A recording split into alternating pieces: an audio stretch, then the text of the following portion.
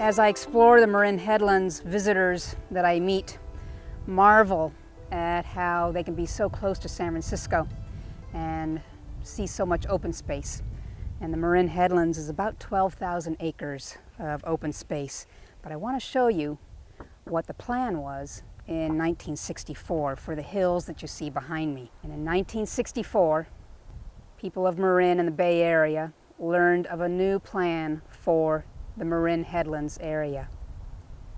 One of the country's largest development companies, the Frouge Corporation, had partnered with one of the world's largest oil companies, Gulf Oil, to build a city more populous than any in Marin called Marin. This was to be a new town. It was to encompass about 2,100 acres, and it would be the valley behind me. It would go over the ridge down into Tennessee Valley and be very densely populated. It was meant to be a town of 30,000 people, which in 1964 meant that it would be larger than San Rafael. How did citizens manage to stop Gulf Oil and the Frouge Corporation, such powerful economic interests? How did they manage to stop Marin? Well, it was a long, long fight, and a lot of new laws were written as a result of the fight. And it started with a number of ordinary citizens throughout the Bay Area getting together and trying to gather signatures on petitions to question the master plan. And a year after Frouge and Gulf Oil proposed Marin, the master plan was narrowly approved, a vote of 3-2 by the Marin County Board of Supervisors. At that time, once again, petitions were filed and presented, and the citizens wished to have a referendum to be able to vote on the Marin project because it would be such a huge, huge development, really a monumental scale for Marin, which was largely rural in nature at this time. And they were simply told that a few of the signatures were invalid, so not enough signatures were met for a referendum.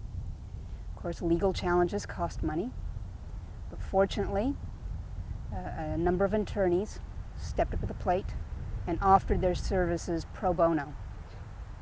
And these attorneys presented a number of legal challenges that started to work their way through the courts.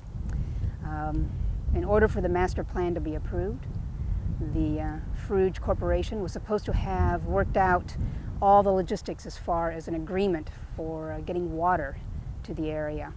If you've hiked around the Marin Headlands, you can appreciate there is really no reliable source of fresh water in the Marin Headlands. When you go to any of our backcountry camps, you bring your water. Water was a limiting factor for the first people of the Marin Headlands, the Coast Miwok. So it's always been an issue, and certainly for building a city of 30,000 people, you would need to think about where the water was coming from. So before the master plan was to be approved, that detail was supposed to be worked out, and a lot of road building details were supposed to be worked out. Well, the plan was approved in spite of these details not being worked out, so a number of legal challenges based on that were filed. Well, no injunctions were forthcoming, so development began in 1965, and you can see the remnants of this as you hike certain parts of the Marin Headlands. If you go up the Marin Trail near the Miwok Stables in Tennessee Valley, you'll notice some interesting little bits of concrete curb gutters that are along the trail, kind of a peculiar thing to see on a trail in a national park. And there you're looking at part of one of the 4-lane wide boulevards that was to be built to give people an access into Marin. Well, in 1967, the bulldozers stopped their work, not because of any successful legal challenge, but because there was a bit of a dispute between the Gulf Oil and the Frouge Corporation. And while they were arguing about the financial aspects of this enormous project, no further work could continue. And that gave a little bit of breathing room for a lot of folks in the Bay Area to start thinking about different ways that this land could be used other than development. And you began to see the glimmerings of an idea of open space preservation, of looking at the Marin Headlands as an extension of some of the other open space areas, such as Point Reyes and Mount Tamalpais, and maybe it could be something like a national park. Well, as the years went by, you had further work going on this front, drumming up some support for the idea of a national recreation area or a national park in this area as the Army was beginning to pull out of various coastal areas. And by 1969, it seemed as though maybe the Marin project was dead because Mr. Frouge had passed away. But the Frouge Corporation came back and said the death of Tom Frouge does not stop the project, and they fully intended to go forward with it. At about this time, around 1970, you have the Nature Conservancy, a new organization, newly established here in the West, had already been doing a fair amount of work elsewhere in the United States, and they approached Gulf Oil and said, you know, this project is getting less and less popular.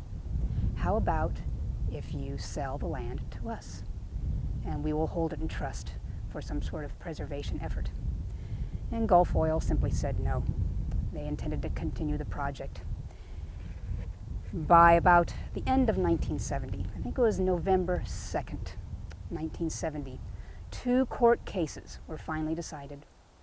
One was a court case that solved the dispute between the Frouge Corporation and Gulf Oil.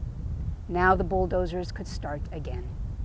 But on that same day, in a different court, another court case was decided. And it was a court case from one of the pro bono lawyers, and it stated that, in fact, there had not been enough time for the process for the public to view it, and that the developers had pursued really the wrong process for this scale of a development for rezoning lands, and that they must, in fact, resubmit the proposal and the master plan to the Board of Supervisors. Well, it was obvious that there would be no support at this time. The Board of Supervisors and the public would not support the Marin project. So that really meant that would be the end of Marincello as a result of this new writing of realty law. It's something we take for granted now, that the public has a say on major developments.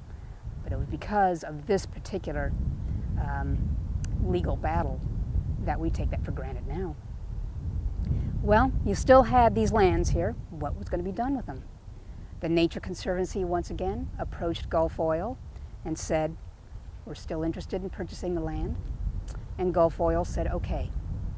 So it was up to the person who was representing the western offices here of the Nature Conservancy to go to Gulf Oil and secure the purchase. And I think his name was Huey Johnson. And as he recalls, all he had to offer was a personal check of $100. But that was good enough to hold the purchase for a while. Meanwhile, he had to find out how to drum up a certain amount of millions of dollars to finalize the purchase. But the Nature Conservancy was able to purchase the 2,100 acres of the Marincello parcel and hold it in trust until the National Park Service would be able to purchase the lands as part of the newly formed Golden Gate National Recreation Area. So it's a pretty amazing story, and you can say it's only 2,100 acres. If it had been developed, you still would have plenty of open space.